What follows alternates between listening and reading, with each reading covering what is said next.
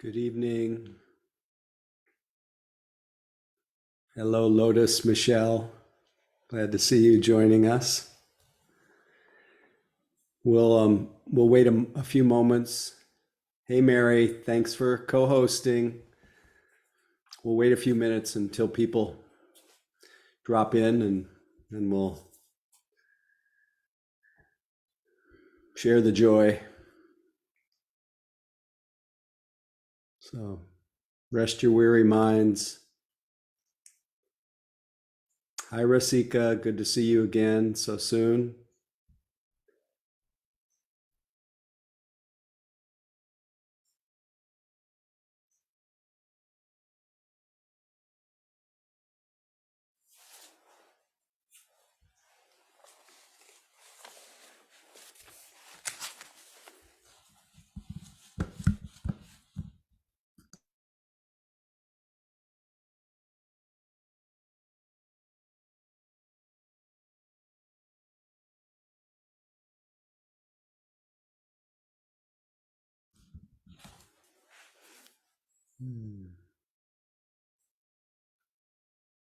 As you pop in, it's makes my heart very happy to see all of you. And in about 30 seconds, I would like us all to just, in our own way, our own time, say good evening to each other, so you experience the benefits of hearing human voices, not just mine, and also hear your own voice, which is equally divine.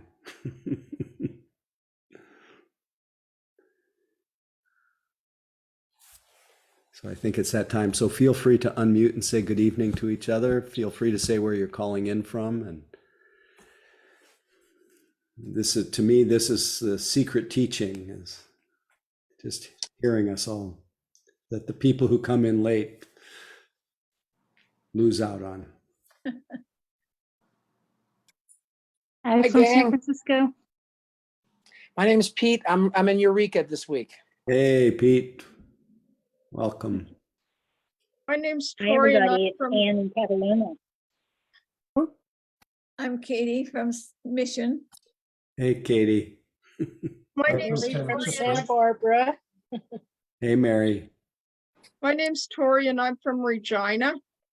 Hey, Tori, I remember you. Where are you on the screen? Oh, there you are, up on the top. Good to see you. Oh, Amy. Hello from Burlingame. Hey, David. Charlie in Rockport. Charlie. No, Amy in the Mission. Hey, Noemi. Hello from Maryland. And we've got Maryland and Maine bringing us the late night hour. Yeah, that's right. I'm Rasika from Portland, Oregon. Hey, Rasika. I'm Melinda from San Francisco. Hey, Melinda. Good to see you. Thank you. And Janet, I see. You don't have to say hello, but I'm happy to see you. Hello, from Saskatchewan, Canada. This is Mark in San Francisco. Thank you all for being there. It's good to see you. Hey, Mark. Good to hear your voice. Didn't see your face, but I heard your voice. Rich, Amarillo, Texas. Hey, Rich. Glad to have you with us. Connie in Colorado. Hi, Connie. So just while I'm thinking of it, because there's so many Canucks here, I'm going to be in Edmonton this weekend for a weekend retreat. So come one, come all.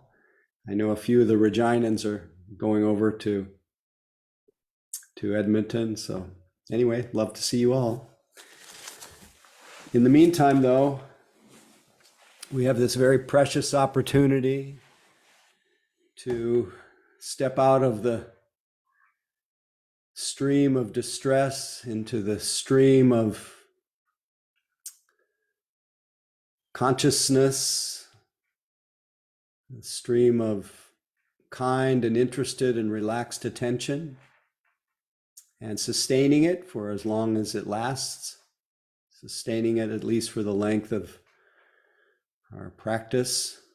But even if it lasts 3 breaths, that's okay. Whenever we become absorbed, lose contact, when mindfulness rearises, we celebrate.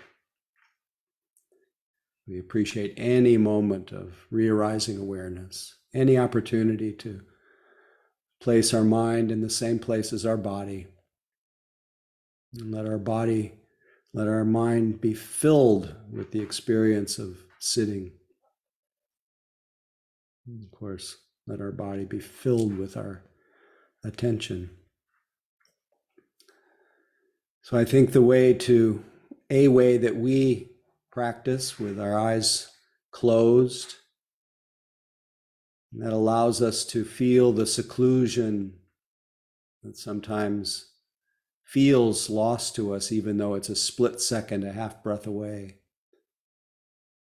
But allowing ourselves, as the Buddha recommended, to close the eyes softly and to feel secluded in the body, in this field of awareness, just knowing that you are aware.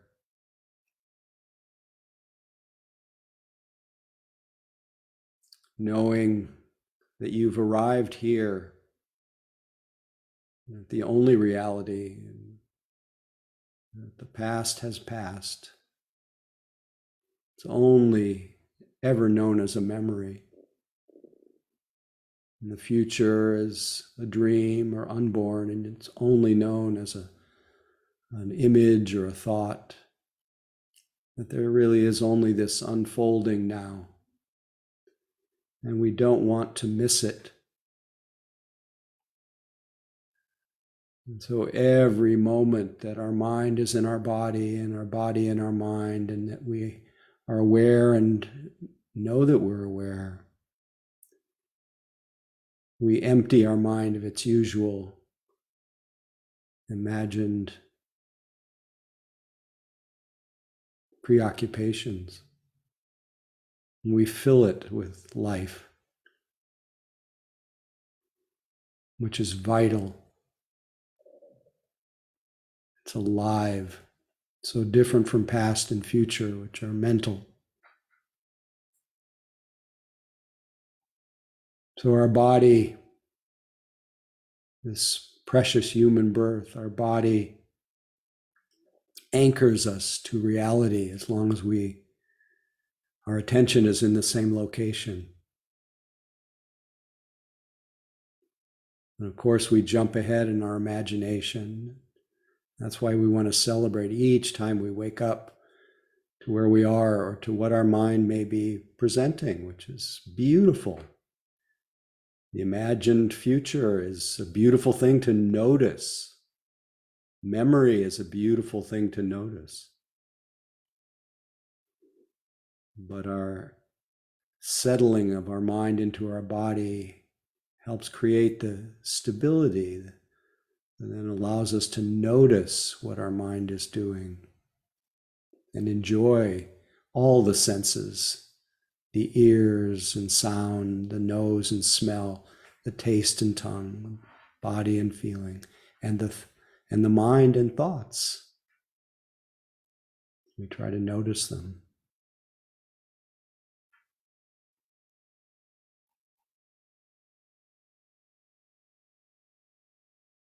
So how does that stability occur? How do our senses become clear so that we can more easily notice the flow of experience? It comes from anchoring our attention, coming to a single point here. So closely connected to this body that we can't find a dividing line between attention and body. so much at that single point called ekagata, we realize its deep meaning, the one point that includes everything, allows us to feel connected to life right where it connects with us.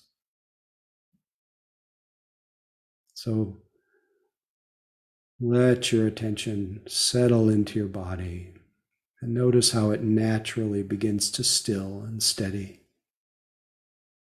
without any force or coercion, just kindness, attention.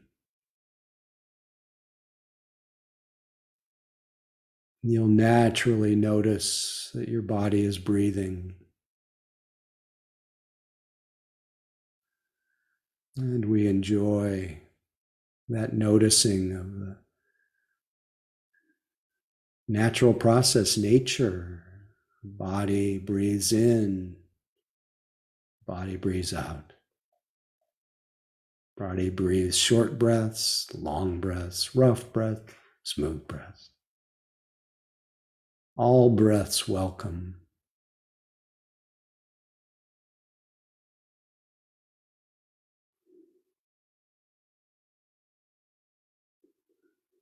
Harmonizing attention with our body and breath brings calm, brings focus, brings what the Buddha called a pleasant dwelling in this very life. So keep the mind in the body. Feel the breath and sustain that awareness through the duration, breath by breath.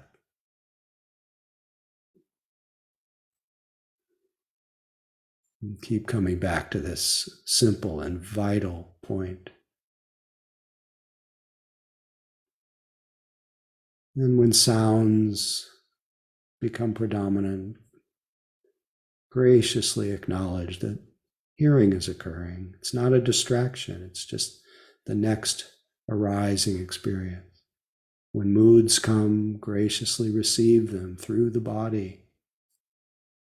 And expand beyond whatever their story is, to be felt here. When thoughts come, if they're noticed, notice they're arising and they're fading like clouds. Don't get involved in the content. But if you happen to drift into a thought world, nothing you can do until mindfulness reappears. And then back to our body. Just this body, just this breath, just this moment. Or just what there is. As the Buddha would put it, things as they are, yata bhuta. Things as they are.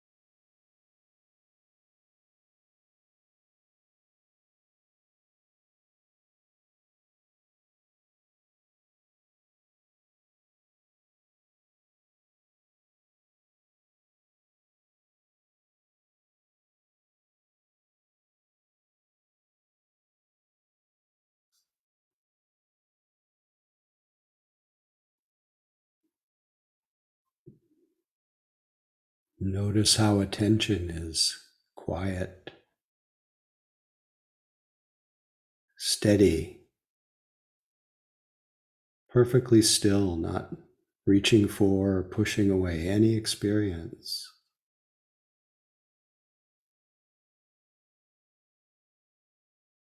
Letting the breath come and go. Other experiences that call your attention. Remaining still, steady, interested, kind, and attentive. Just this moment, just this breath, or whatever is predominant.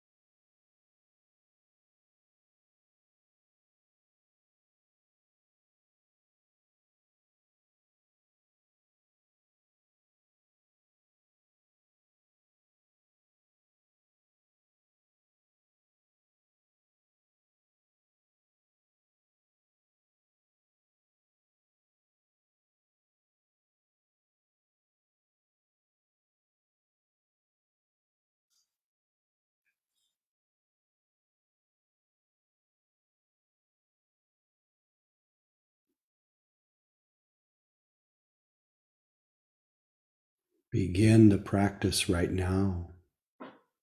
Remember that mindfulness has no destination. Every moment is fresh, a new beginning. Not trying to get anywhere, become anything, figure anything out, fix or solve, just being aware. We always begin again. Just this moment, just this breath or whatever is predominant.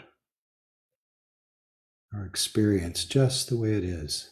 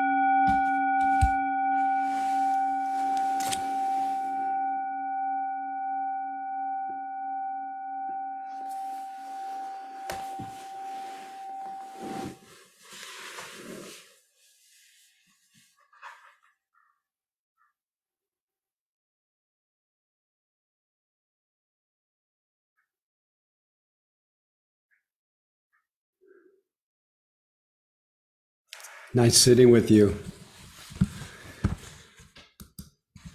It's a wild ride for me tonight. All these creative flourishes and the occupational hazard of having different readings float through my mind. And sometimes it would be, it's pretty much the things that float through my mind that I've read or that I share. It's usually pretty good stuff. And so it brings some gladness to the heart, but sometimes I would rather it be really quiet. But since I am incarnating for the evening as the person who's offering the leadership role, it's appropriate to maybe consider what I might talk about this evening. And so it's an appropriate arising of the identity of teacher, and then all of that information coming into my mind as I sit. Hey, Howie, it's Christopher. Oh, Your camera is off. thank you. Welcome. How was it with just the voice? I'm sorry about that. The statue of Howie. Oh, that's right. There was a picture of me. That's right. Yeah. Thank you, Christopher.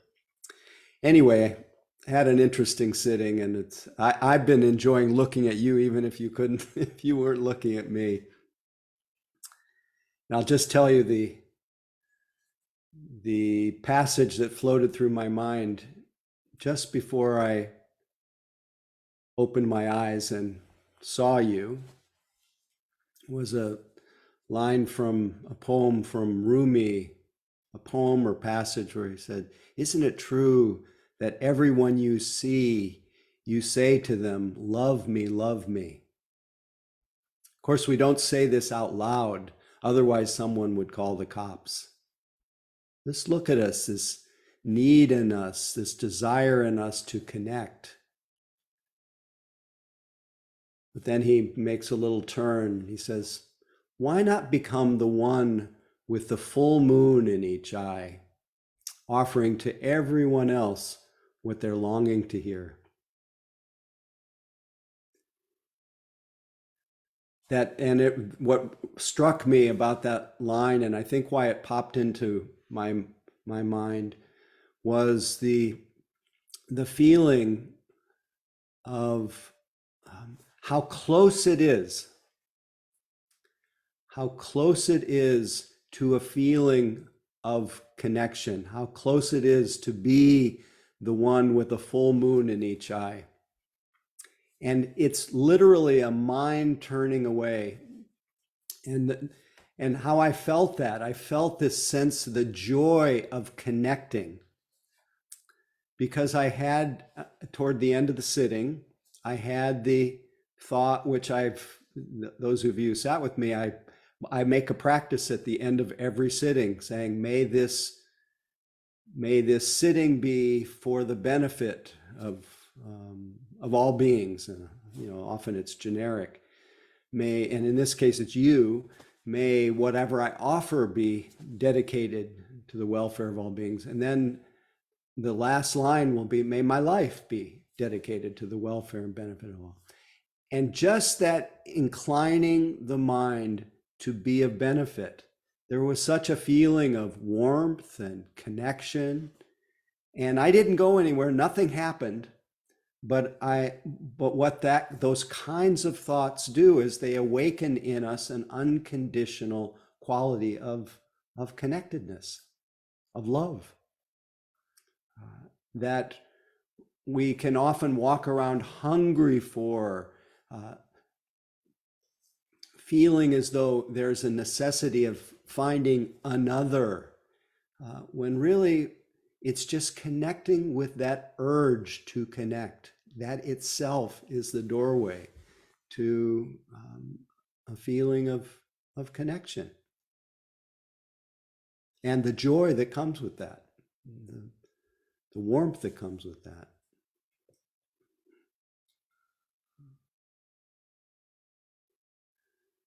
So I was hoping that we would do, I have some things in mind to speak about, but I thought I would just check in first if there was any, I'm curious what happened to you during that sitting.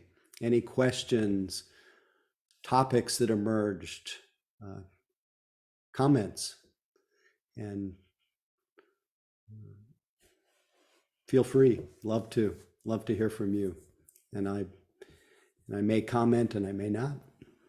You know, I found it a really wonderful sitting, and you just led us so nicely in.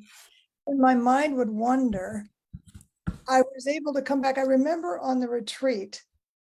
Yeah, Nancy just sat the Labor Day retreat. Yes, yes. At Spirit Rock, yes. And you clapped your hands and you said, the retreat begins right now. And that has stayed with me. And I thought that tonight. I used to be more,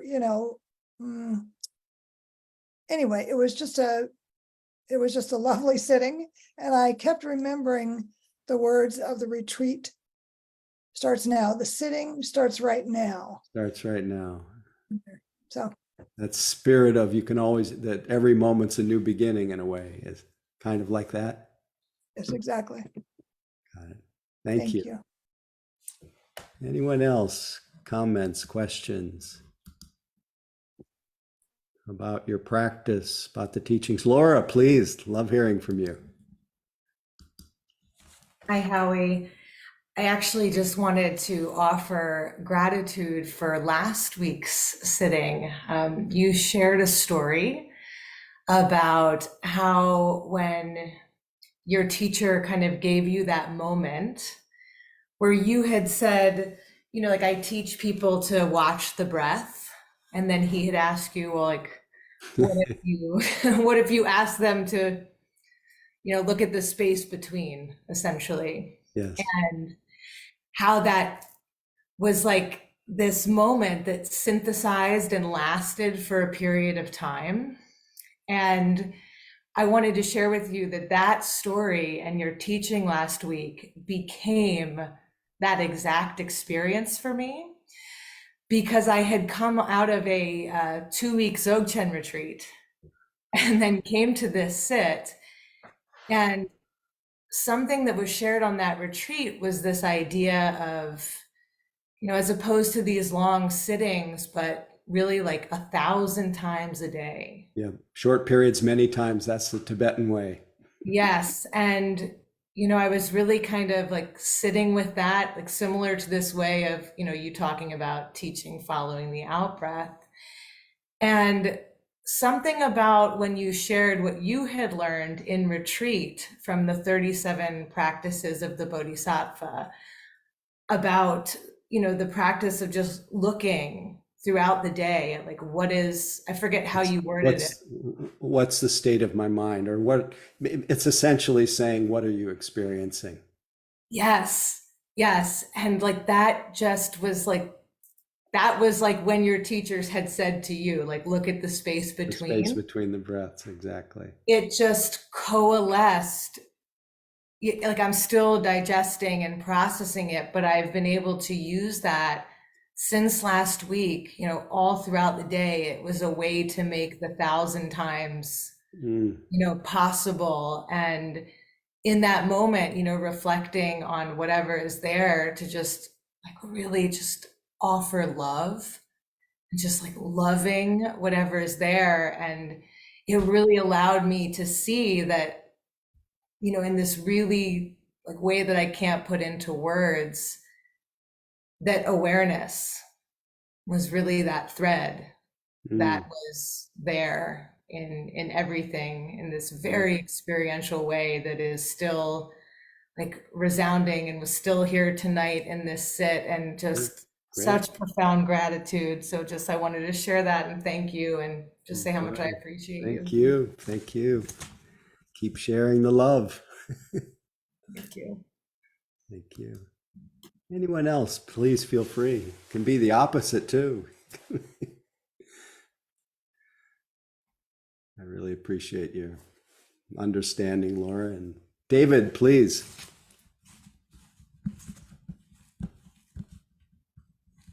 You're still muted, David. I'll try to make this brief, but I've been listening to this 8-part podcast called Violation, and it's about somebody who was convicted of a crime at age 16 and served 25 years and was not able to, for quite a while, get parole. He's the son of John Edgar Wideman, but he was seeing a therapist while he was incarcerated, and the therapist said something that basically said it shifted his entire view of himself. He'd been suicidal, so on, but it was very simple, which we've heard a lot of times here, which is, you are not your thoughts.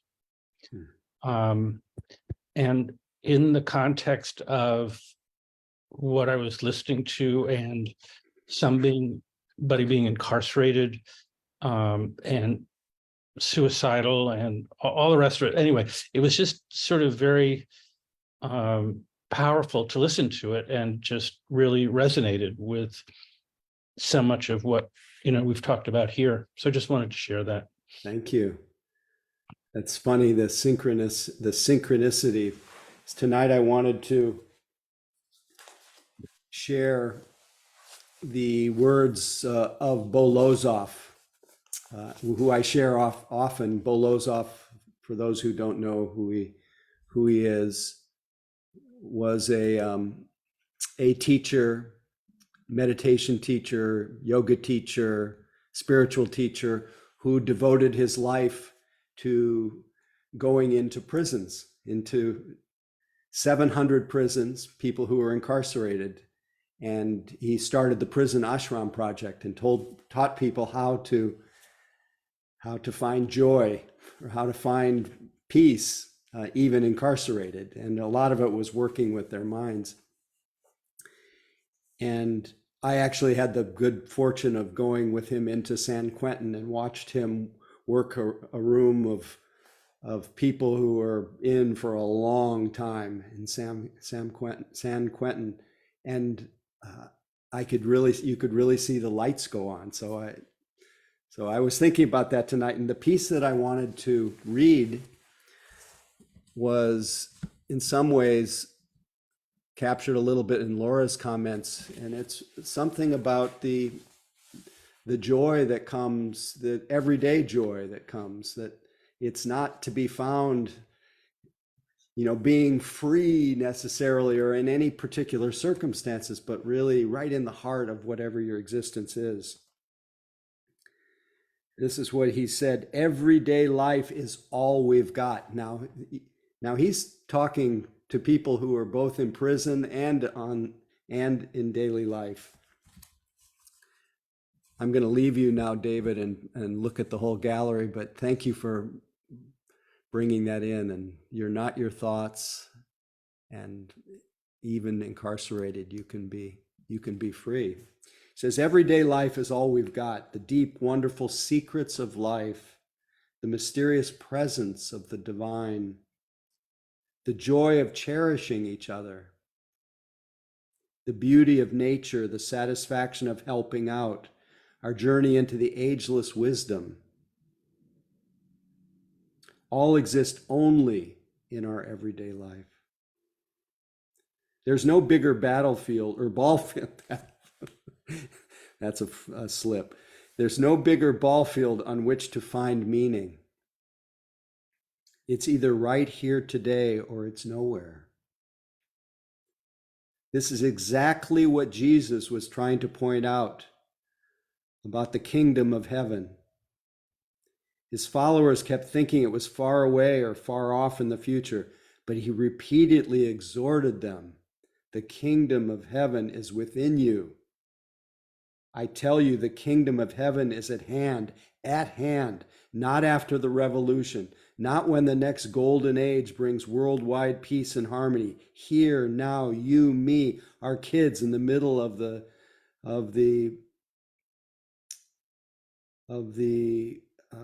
inner city, in the middle of prison, in the middle of our endless details, our ceaseless worries about the future. How many simple, peaceful, truly happy adults do our kids get to see? How many adults are deeply content with their lives and enjoy what they do? How many are happy about getting older and unafraid of dying? How many are relaxed and calm with the time to play hooky from work every now and then in order to mentor a young person? We seem to be knocking ourselves out in pursuit of a vague image of success or meaning, while the real quality of our everyday life with our families and communities steadily declines. We're asleep at the wheel, swept up in a fitful, agitated dream, and we're missing some gorgeous scenery which only passes by once. Anyway, it goes on, but it's not just every day, but every moment is all we have.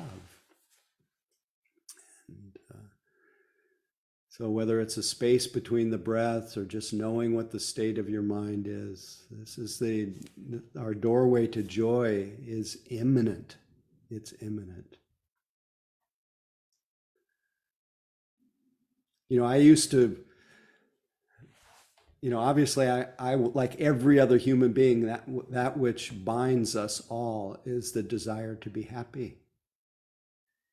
And yet we do have all kinds of notions, as he was mentioning, about what will make us happy. And it's often associated with success or wealth or status or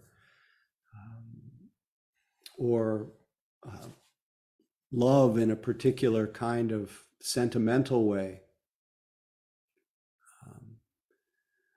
But that's really what drives us, that both innocent and inevitable impulse that arises in us to be happy and well. But of course, all the messages that we get is that, well, to be happy, to be one with everything, you have to have one of everything. You have to shop. You have to go. You have to become. But all of that, you obviously know, that overlooks the natural happiness of being awake, of being conscious, just for its own sake. And then the natural impulse that flows from that of there being less of me, the idea of me, and more of whatever is needed, however we can help or love or share or just enjoy the inexhaustible peace that lives in us as us, that's so easily overlooked. So anyway, I was thinking, this is another thing that came up during the sitting. I know many people at Mission Dharma have heard every story, but tonight, because I was thinking about joy and the simple joy of being together, and all the ways that joy is so accessible, and how important it is to remember that as an antidote to this world of so much dukkha and so much unsatisfactoriness and so much unreliability and so much of the three poisons just filling our atmosphere, the poisons of greed and aversion, outrage, anger, and then delusion of not understanding where relief is to be found. That it's important that we remember that the joy is imminent. And then I remember thinking, when I was back in the early 1980s, when I used to manage, first I sat many long practice periods, then I started managing retreats. And every year I used to manage the retreat that we used to have at Yucca Valley. For the retreat there was for more than 30 years. But I started managing the retreat, and sometimes there was 180 people at the retreat. And I usually had a co-manager, and it was such an intense experience. And Oh my gosh, video. You're on video. I'm on. and you were unmuted. So it's okay though. I'm happy you're here. Anyway, so I was not only was I manager of this retreat, but I often got to hang out with a visiting teacher that might show up, who weren't on the main teaching cast of the retreat. There were visiting teachers, and one time I had the good fortune of being the attendant to Anagarika Munindra, who was a great meditation teacher, master from Bengal, and he was he was Joseph Goldstein's teacher for 6 years in India. And Joseph, to me, is the preeminent Western Dharma teacher, and this was his teacher. And I got to hang out with this incredible leprechaun type character who was just filled with just like a waterfall of Dharma and curiosity and joy. And I watched him and kind of studied the way he was, and some of it I didn't quite understand, because I took him to a department store to buy one of those boom boxes so he could travel with.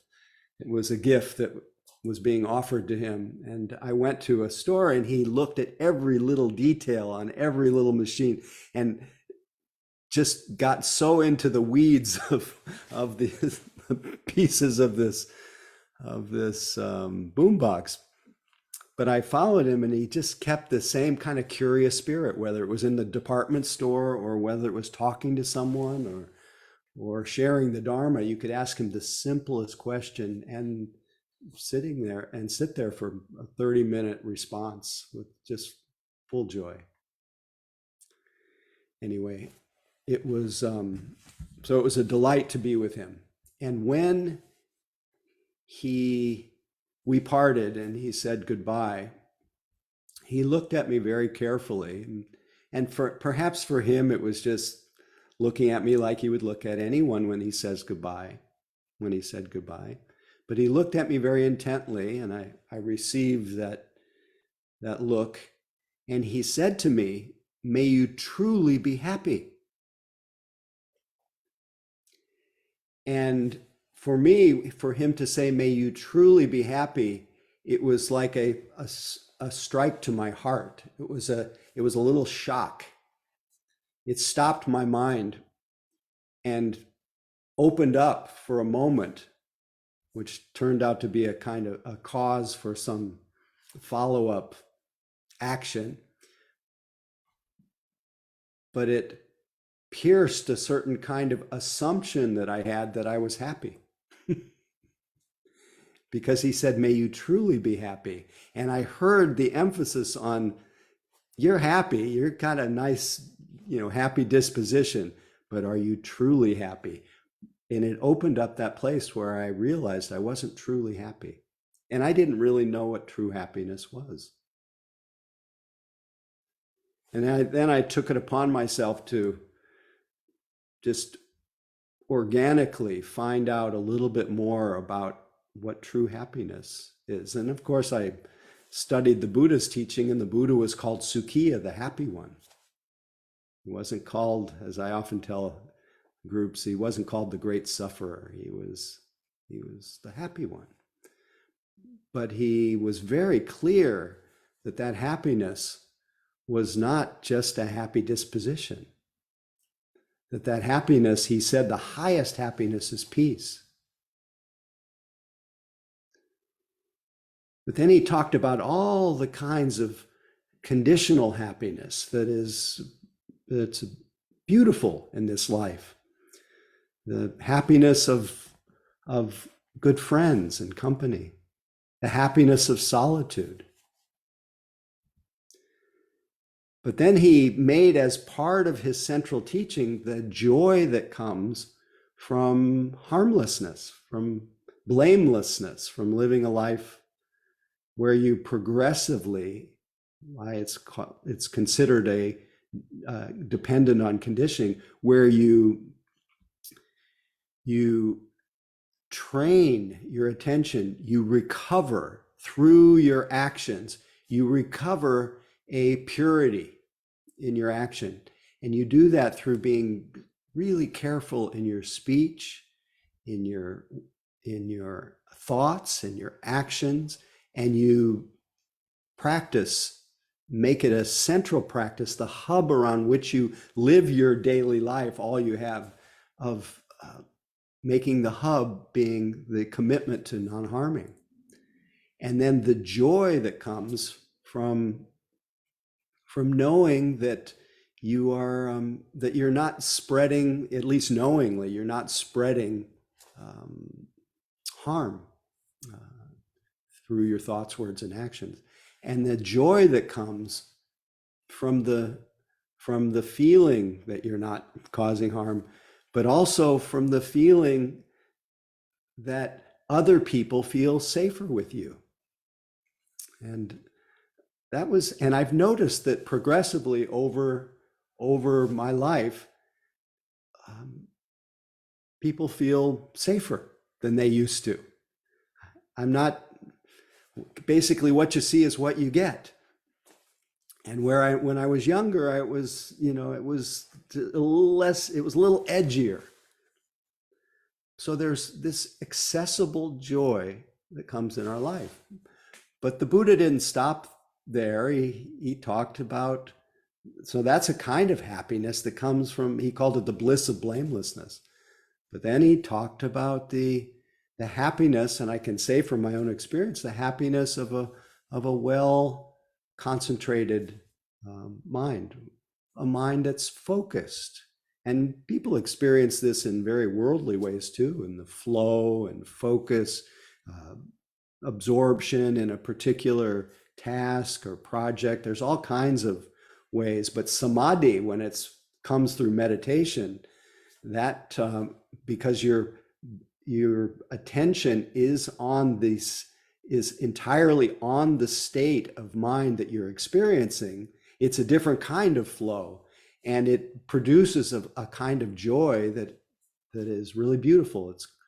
I think the Buddha spoke about it as unmixed happiness. So there's no shadow of any, when your mind is really focused in this way and you're conscious of it, there's no shadow of any hindrances.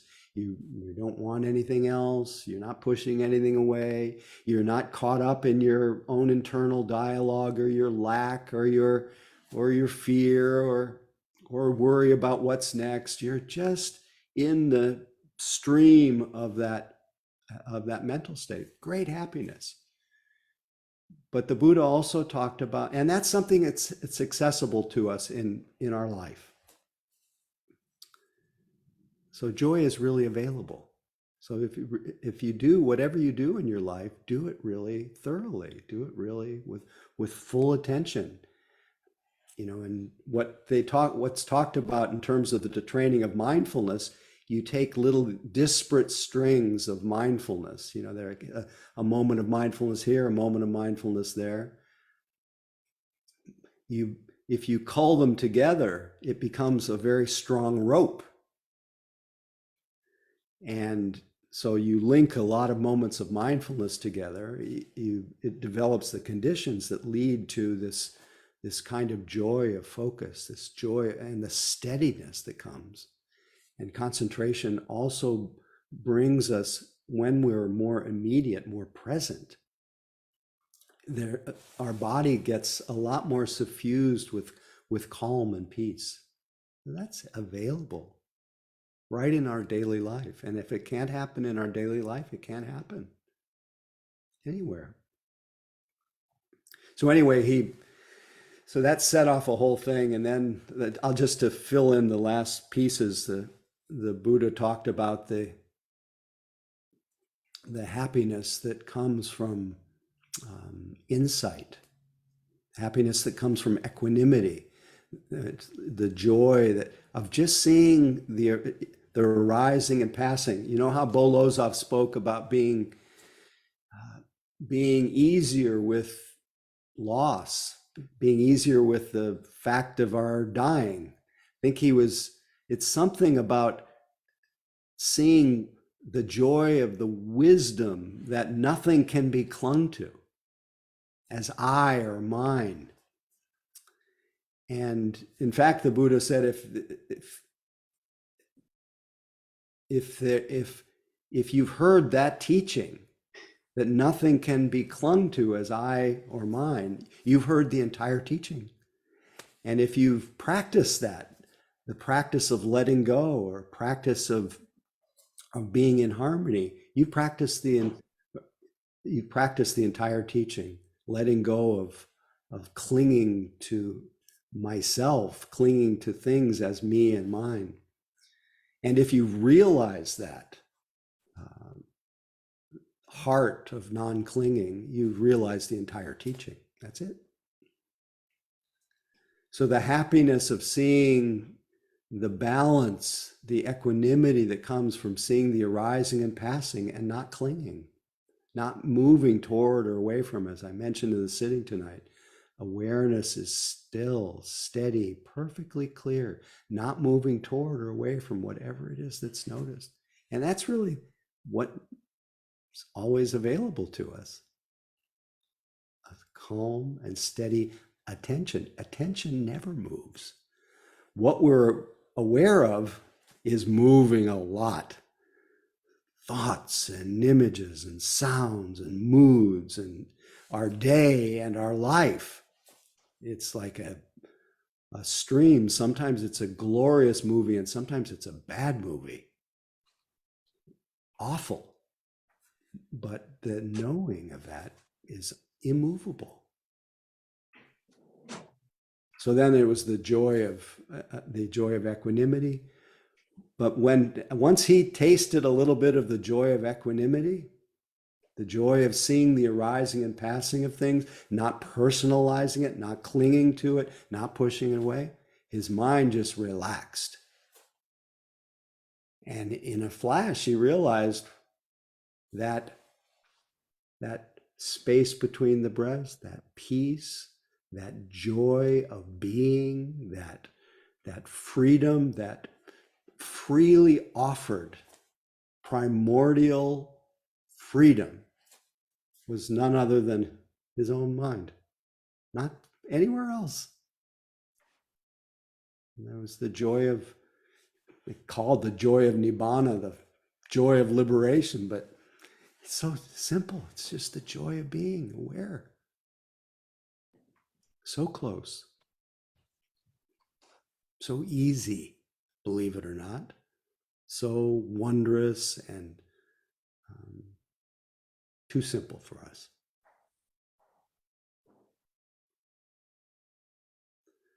So when we talk about the space between the breaths or not your thoughts, I mean, all that study of happiness led me and led many, has led all of you to know that this, whatever that happiness is, that happiness is, there's no way to happiness. Happiness is the way.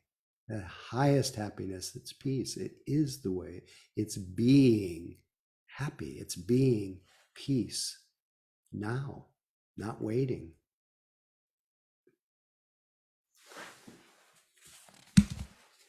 So don't overlook the joy of the present moment. So this is from Mary Oliver. I meant to start with this evening. She said, if you suddenly and unexpectedly feel joy, don't hesitate. Give in to it. There are plenty of lives and whole towns destroyed or about to be. We are not wise and not very often kind, and much can never be redeemed. Still, life has some possibility left. Perhaps this is its way of fighting back. That sometimes something happens better than all the riches or power in the world. It could be anything, but very likely You notice it in the instant when love begins. Anyway, that's often the case. Anyway, whatever it is, don't be afraid of it. Don't be afraid of its plenty. Joy is not made to be a crumb. So I think maybe that's enough. Joy is not meant to be a crumb.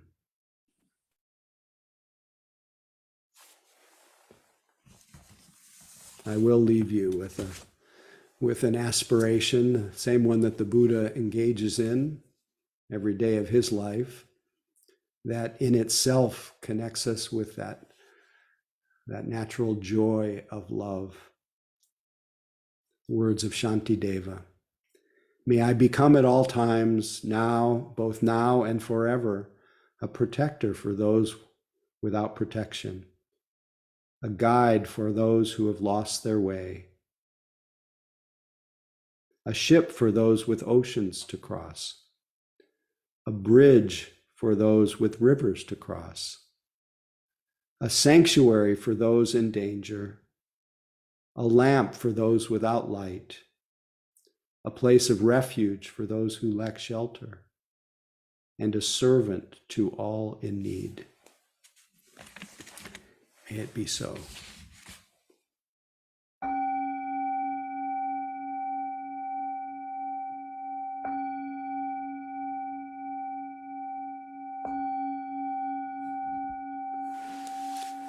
Don't go away. We have a few announcements. Before I give it to Mary, I want to introduce to everyone to Lotus Michelle McClatchy. She's on the screen with you. I hope it's okay that I'm outing you. You may have wanted to be left alone, but Lotus Michelle McClatchy, longtime yogi, sat with me for many years. She leads retreats in Arizona and places beyond. She will be leading the retreat, not the retreat. She will be leading Tuesday night on October 10th. And so I want you to welcome her. And if you want to say hey right now, it's okay if you're so inclined.